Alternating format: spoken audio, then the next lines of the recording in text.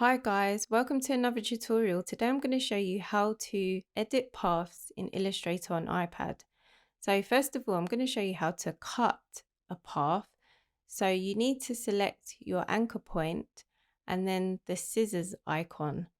And as you can see, I'm going to show you now, it's separated into two. If you want to join that back, you just highlight the area where you made the cut and then you select the join path icon. And if I select it now with the move tool, you'll see it's joined back together. So now I'm going to show you how to turn a curve into a corner. So what you need to do is select your anchor point and then click on the convert to corner icon. If you want to change it back to a curve, you just click on the convert to curve icon and that will change it back.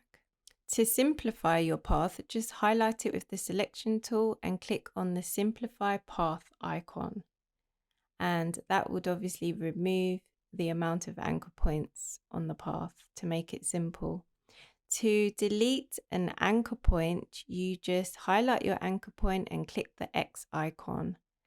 And if you want to delete the whole thing, you can just highlight the whole thing and click on the bin icon.